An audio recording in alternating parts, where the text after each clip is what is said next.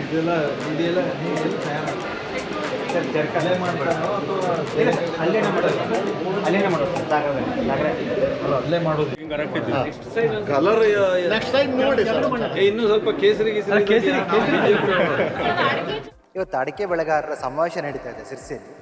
ಉತ್ತರ ಕನ್ನಡ ಜಿಲ್ಲಾ ಅಡಿಕೆ ಮತ್ತು ಸಾಂಬಾರು ಬೆಳೆಗಾರರ ಸಂಘ ಗುಣಮಟ್ಟದ ಅಡಿಕೆ ಕಾರ್ಯವನ್ನು ನಡೆಸ್ತಾ ಇದೆ. ಇಲ್ಲಿ ರೈತರು ಹೇಗೆ ಗುಣಮಟ್ಟವನ್ನು ಕಾಪಾಡಿಕೊಳ್ಳಬೇಕು, ಅದೇ ರೀತಿ ವರ್ತಕರು ಕೂಡ ಅಡಿಕೆಯಲ್ಲಿ ಯಾವ ಥರ ಗುಣಮಟ್ಟವನ್ನು ಕಾಪಾಡಿಟ್ಟುಕೊಂಡು ಮಾರ್ಕೆಟ್ ಮಾಡಬೇಕು ಅನ್ನೋದ್ರ ಬಗ್ಗೆ ಒಂದು ಸಣ್ಣ ಕಾರ್ಯಾಗಾರ. ಇದರ ವಿಸ್ತೃತ ರೂಪವನ್ನು ನೋಡೋಣ ಬನ್ನಿ.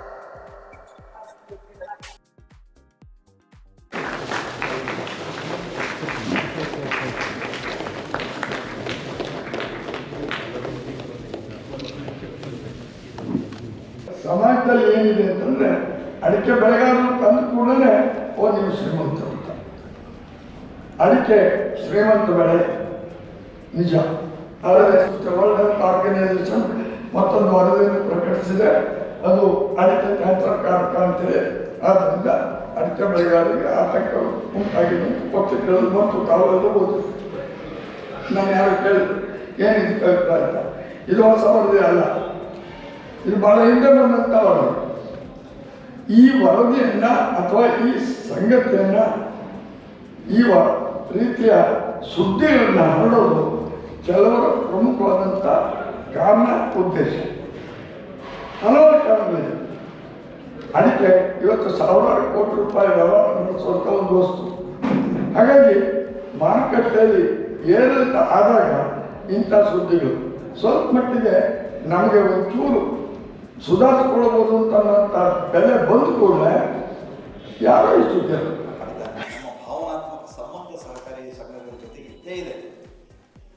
ಆದರೆ ನಾನು ಒಂದು ವಿನಂತಿ ಮಾಡಿಕೊಡ್ತೀನಿ, ಸಹಕಾರಿ ಸಂಘದ ಪ್ರಮುಖರು ತಾವೆಲ್ಲ ಇದ್ದೀರಿ, ನಮ್ಮ ಚಟುವಟಿಕೆಗಳು ಫೋಕಸ್ಡ್ ಆಗಿಲ್ಲದೆ ಹೋದರೆ ನಾವು ಡೈವರ್ಷನ್ ತೆಗೆದುಕೊಳ್ತಾ ಹೋಗೋದ್ರೆ ಅಡಿಕೆ ಬೆಳೆಗಾರರ ಹಿತ ಕಾಪಾಡೋರು ಯಾರು? ನಾವು ನಿಮ್ಮನ್ನೇ ನಂಬಿರೋದು, ಸಹಕಾರಿ ಸಂಘಗಳನ್ನೇ ನಂಬಿರೋದು. ನಮಗೆ ನಾನು ಅನ್ಯಥಾ ತಪ್ಪು ಭಾವಿಸಬಾರ್ದು. ಯಾರು ನೀವೇ ಅಡಿಕೆ ತೊಗರಿನಿಂದ ಬಣ್ಣವನ್ನು ಹಾಕಿ ಬಟ್ಟೆಯನ್ನು ಚರಕ ಸಂಸ್ಥೆಯನ್ನು ತಗೊಂಡಿದ್ರಿ ಸಮಾವೇಶಕ್ಕೆ, ಬನ್ನಿ ನೋಡ್ಕೊಂಡು. ನಮಸ್ತೆ, ನಾವು ಚರಕ ಮಹಿಳಾ ವಿದೇಶ ಕೈಗಾರಿಕಾ ಸಹಕಾರ ಸಂಘ ಭೀಮನಕೋಣೆಯಿಂದ ಬಂದಿರೋದು. ಇವತ್ತು ಇಲ್ಲಿ ಸಿರ್ಸಿಯಲ್ಲಿ ಅಡಿಕೆ ಗುಣಮಟ್ಟದ ಅಡಿಕೆ ಅನ್ನೋ ಕಾರ್ಯಾಗಾರ ಸಲುವಾಗಿ ನಮ್ಮನ್ನ ಒಂದು ಸ್ಟಾಲ್ ಹಾಕ್ತೀರಾ ಅಂತ ಕೇಳಿದ್ರು. ಆ ಸಲುವಾಗಿ ನಾವು ಬಂದಿರೋದು. ನಮ್ಮಲ್ಲಿ ನಾವು ಒಂದು ಮಹಿಳಾ ಸಹಕಾರ ಸಂಘ, ನಾವು ಮುಖ್ಯವಾಗಿ ನೈಸರ್ಗಿಕ ಬಣ್ಣದ ಕೈಮಗ್ಗದ ಬಟ್ಟೆಗಳನ್ನ ತಯಾರು ಮಾಡ್ತೀವಿ, ಹಾಗೆ ಅದರಿಂದ ಗಾರ್ಮೆಂಟ್ಗಳನ್ನ ತಯಾರು ಮಾಡ್ತೀವಿ. ನಾವು ಬಟ್ಟೆಗಳಿಗೆ ಬಣ್ಣ ಹಾಕೋದಕ್ಕೆ ನೈಸರ್ಗಿಕವಾದ ವಸ್ತುಗಳನ್ನ ಉಪಯೋಗಿಸ್ಕೋತೀವಿ. ಅಂದ್ರೆ ಇಂಡಿಗೋ ಬಣ್ಣಕ್ಕೆ ಎಲೆನ ಉಪಯೋಗಿಸ್ಕೋತೀವಿ, ಇಂಡಿಗೋ ಅಂತ ಎಲೆನ. ಆಮೇಲೆ ಅಡಿಕೆ ಚೊಗರಿಂದ ಬಣ್ಣ ಮಾಡ್ತೀವಿ ನಾವು. ಹಾಗೆ ಮಂಜಿಷ್ಟ ಅಂತ ಹೇಳಿ ಅದೊಂದು ಕಡ್ಡಿ ಬರುತ್ತೆ, ಅದರಿಂದ ಬಣ್ಣ ಮಾಡ್ತೀವಿ. ಆಮೇಲೆ ದಾಳಿಂಬೆ ಸಿಪ್ಪೆ ವೇಸ್ಟ್ ಅಂತ ನಾವೇನು ಬಿಸಾಕ್ತಿವಲ್ಲ, ದಾಳಿಂಬೆ ಸಿಪ್ಪೆ, ಅದರಿಂದ ಬಣ್ಣ ಮಾಡ್ತೀವಿ. ಪರಿಸರಕ್ಕೆ ಪೂರಕವಾದ ಸುಸ್ಥಿರವಾದ ಒಂದು ಉದ್ದಿಮೆನ ನಡೆಸಬೇಕು ಅಂತ ಹೇಳಿ ನಾವು ಈ ಉದ್ದಿಮೆನ ನಡೆಸ್ತಾ ಇರೋದು. ಕರ್ನಾಟಕ ರಾಜ್ಯದಾದ್ಯಂತ ನಮ್ದು 14 ಅಂಗಡಿಗಳಿದೆ. ನಮ್ಮ ಮಾರ್ಕೆಟಿಂಗ್ ನೇಮ್ ದೇಸಿ ಅಂತ ಹೇಳ್ಬಿಟ್ಟು. ಅಡಿಕೆ ಗುಣಮಟ್ಟದ ಬಗ್ಗೆ ರೈತರು, ವಿಜ್ಞಾನಿಗಳು ಮತ್ತು ವರ್ತಕರು ಏನು ಹೇಳ್ತಾರೆ ಅವರನ್ನೇ ಮಾತಾಡ್ಸೋಣ ಬನ್ನಿ. ಬಂಧುಗಳೇ, ಇವತ್ತು ಶಿರಸಿಯಲ್ಲಿ ಅಡಿಕೆ ಬೆಳೆಗಾರರದ ಒಂದು ಸಮಾವೇಶ ಇದೆ. ವಿಷಯ ನೀನು ಮಾಡಿ ಗುಣಮಟ್ಟವನ್ನು ಕರ್ಕೋಬಹುದು, ಮಾರ್ಕೆಟ್ಗೆ ಒಳ್ಳೆಯ ಗುಣಮಟ್ಟದ ಅಡಿಕೆಯನ್ನು ತರೋದು ಹೇಗೆ ಅಂತ ರೈತರ ಮಟ್ಟದಲ್ಲಿ ಮತ್ತು ವರ್ತಕರ ಮಟ್ಟದಲ್ಲಿ ಏನೇನು ಮಾಡ್ಬೋದು ಅನ್ನೋದ್ರ ಬಗ್ಗೆ ಒಂದು ಚರ್ಚೆ ನಡೀತಾ ಇದೆ. ಮೊದಲನೇದಾಗಿ ಅಡಿಕೆ ಕರ್ನಾಟಕದಲ್ಲಿ ಸುಮಾರು 26 ಜಿಲ್ಲೆಗಳಲ್ಲಿ ಈಗಾಗಲೇ ಪ್ರಸರಿಸಿಕೊಂಡಿದೆ. ಮತ್ತು ಕರ್ನಾಟಕದಲ್ಲಿ ಸುಮಾರು 7.5 ಲಕ್ಷ ಹೆಕ್ಟೇರ್ ಆಗಲೇ ಪ್ರದೇಶದಲ್ಲಿ ಇದೆ ಅಂತ ಒಂದು ಅಂದಾಜಿದೆ. ಇತ್ತೀಚಿನ ಒಂದೆರಡು ವರದಿಗಳ ಪ್ರಕಾರ, ವರ್ಲ್ಡ್ ಹೆಲ್ತ್ ಆರ್ಗನೈಸೇಷನ್ ವರದಿ ಪ್ರಕಾರ ಅಡಿಕೆ ಹಾನಿಕಾರಕ ಮತ್ತು ಅದಕ್ಕೆ ಕ್ಯಾನ್ಸರ್ ಕಾರಕ ಅಂತೆಲ್ಲ ಬಂದಿದೆ. ಆದರೆ ಅಡಿಕೆ ಜೊತೆಲಿ ತಂಬಾಕನ್ನು ಸೇರಿಸಿದಾಗ ಮತ್ತು ಬೇರೆ ಬೇರೆ ರಾಸಾಯನಿಕ ಸೇರಿಸಿ ಬೇರೆ ಬೇರೆ ಪ್ರಾಡಕ್ಟ್ಗಳು ಸುಮಾರು 250ಕ್ಕೂ ಹೆಚ್ಚು ಬ್ರ್ಯಾಂಡ್ನ ಗುಟಕಗಳಾಗಿದ್ದಾವೆ. ಇದರಿಂದ ಚಟ ಹಚ್ಕೊಂಡವರಿಗೆ ಬಂದಿರಬಹುದು. ಮತ್ತೊಂದು ವಿಷಯ, ನಾವು ರೈತರ ಮಟ್ಟದಲ್ಲಿ ಹೇಗೆ ಗುಣಮಟ್ಟವನ್ನು ಕಾಪಾಡ್ಕೊಳ್ಳೋದು ಹೇಳೋದು ನನ್ನ ಒಂದು ಅಭಿಪ್ರಾಯ ಇದೆ. ಏನಪ್ಪ ಅಂತಂದರೆ, ನಮ್ಮಲ್ಲಿ ಬೇರೆ ಬೇರೆ ಥರದ ಅಡಿಕೆ ಇದೆ. ಬೆಟ್ಟೆ ಇರ್ಬೋದು, ಚಿಕಣಿ ಇರ್ಬೋದು, ನಮ್ಮ ಕೆಂಪಡಿಕೆನಲ್ಲಿ. ಅದ್ರ ಜೊತೆಯಲ್ಲಿ ಕೊನೆಯ ಒಂದು ಗ್ರೇಡ್ ಇದೆ, ಕೋಕಾ ಅಂತೀವಿ ನಾವು. ಆಮೇಲೆ ಕೊಳೆ ಅಡಿಕೆನೂ ಕೂಡ ನಾವು ಮಾಡ್ತೀವಿ, ರೈತರಾದಂಥವ್ರು ಕೊಳೆ ಅಡಿಕೆನೂ ಕೂಡ ಮಾಡ್ತಾರೆ. ಆದರೆ ಇದರಲ್ಲಿ ನಾವು ಯಾರು ಈ ಕೋಕಾ ಅಡಿಕೆ ಆಗಲಿ ಕೊಳೆ ಅಡಿಕೆಯನ್ನಾಗಲಿ ಮನೆಯಲ್ಲಿ ಯಾವ ರೈತರು ತಿನ್ನೋದಿಲ್ಲ. ಆದರೆ ನಾವು ಅದು ಮಾರುಕಟ್ಟೆಗೆ ಬಹಳ ಖುಷಿಯಿಂದ ತರ್ತೀವಿ. ಅದನ್ನು ತಂದು ಮಾರುಕಟ್ಟೆಗೆ ಹಾಕಿ ನಮಗೆ ಇಷ್ಟು ಸಿಕ್ತು. ಇವತ್ತಿನ ಪೇಪರ್ ನೋಡಿದ್ರೆ ಸುಮಾರು 20,000 ರೂಪಾಯಿ ಕ್ವಿಂಟಲ್ಗಿದೆ. ಇದ್ರ ಬಗ್ಗೆ ನಮ್ಗೆ ದೊಡ್ಡ ಖುಷಿ ಇದೆ. ಆದರೆ ನನ್ನ ಅಭಿಪ್ರಾಯ ಏನಂತ ಕೇಳಿದ್ರೆ, ನಾನು ಏನು ತಿನ್ನೋದಿಲ್ವೋ ಅದು ಮತ್ತೊಬ್ಬರು ತಿನ್ನಬಾರ್ದು, ನೀವು ತಿನ್ನಬಾರ್ದು, ಅದು ನನ್ನ ಪ್ರಿನ್ಸಿಪಲ್. ಹಾಗಾಗಿ ಈ ಕೊಳೆ ಅಡಿಕೆಯನ್ನು ಆದಷ್ಟು ಪ್ರಮಾಣದಲ್ಲಿ ಮಾರುಕಟ್ಟೆಗೆ ತರದಿದ್ದಂಗೆ ಮಾಡಬೇಕು. ಸಹಕಾರಿ ಸಂಸ್ಥೆಗಳು ಮತ್ತು ವ್ಯಾಪಾರಸ್ಥರು ಅದನ್ನು ಖರೀದಿ ಮಾಡದೇ ಇದ್ದಂಗೆ ಗಮನ ಇಟ್ಟು ರೈತರು ಅದನ್ನು ಒಳ್ಳೆ ಗೊಬ್ಬರವನ್ನು ಮಾಡಿ ತಮ್ಮ ಹೊಲದಲ್ಲಿ ಮತ್ತೆ ಹಾಕೋಬಹುದು.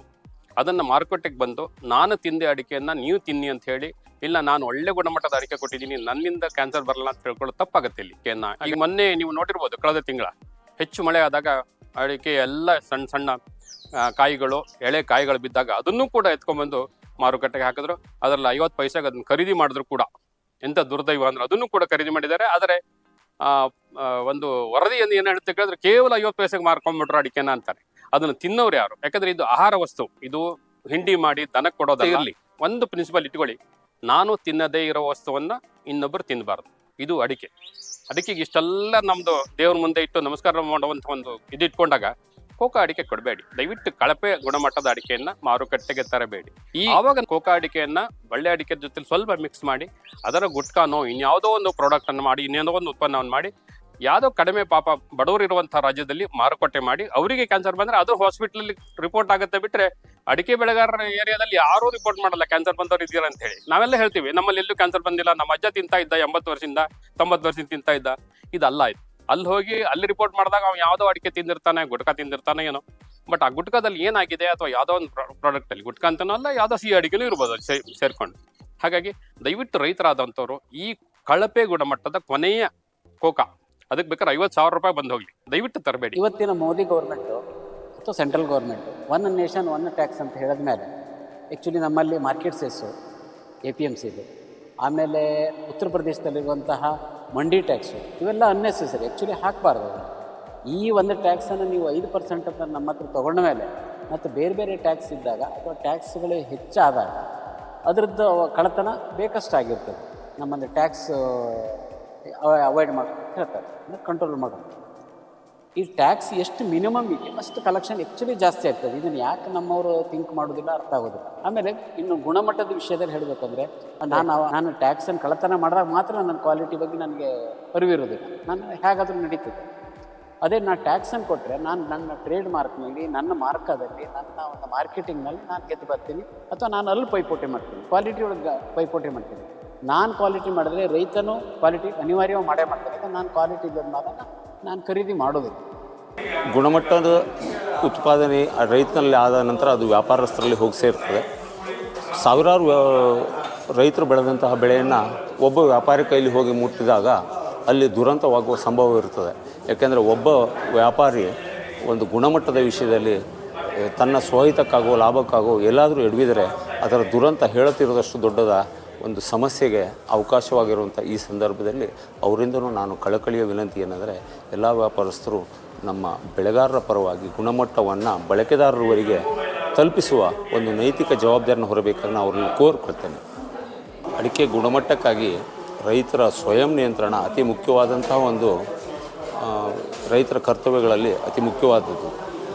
ಇವತ್ತಿನ ಈ ಒಂದು ಅಡಿಕೆಗೆ ಬರುವಂತಹ ಅಪವಾದಗಳನ್ನು ತೆಗೀಲಿಕ್ಕೆ, ಅಡಿಕೆ ಆರೋಗ್ಯಕ್ಕೆ ಸಹಾಯಕ, ಪೂರಕ ಮತ್ತು ಆರೋಗ್ಯದಾಯಕ ಎನ್ನುವಂಥದ್ದನ್ನ ಬಿಂಬಿಸಲಿಕ್ಕೆ ಅಥವಾ ವಾಸ್ತವ ಚಿತ್ರಣವನ್ನು ನಾವು ಬಳಕೆದಾರರವರಿಗೆ ಸಹ ಅದನ್ನು ಚಿತ್ರಣವನ್ನು ತೋರಿಸಲಿಕ್ಕೆ ಅತಿ ಮುಖ್ಯವಾಗಿ ಗುಣಮಟ್ಟ, ಆ ಅತ್ಯುತ್ತಮವಾದ ಗುಣಮಟ್ಟವನ್ನು ನಾವು ರೈತರು ಮೊಟ್ಟ ಮೊದಲು ಅದನ್ನು ನಿರ್ವಹಿಸಿ ಉತ್ಪಾದನೆಯಲ್ಲಿ ಉತ್ತಮ ಗುಣಮಟ್ಟವನ್ನು ಕಾಪಾಡಿಕೊಂಡು ವ್ಯಾಪಾರಸ್ಥರಿಗೆ ನೀಡುವಂತಾಗಬೇಕು. ಇದು ನಮ್ಮ ಮೊದಲ ಕರ್ತವ್ಯ. ಇಲ್ಲಿಂದಲೇ ಈ ಒಂದು ಪಯಣ ಪ್ರಾರಂಭವಾಗಲಿ ಅನ್ನುವಂಥ ಒಂದು ನನ್ನ ಕಳಕಳಿ ಬೆಳೆಗಾರರಲ್ಲಿ.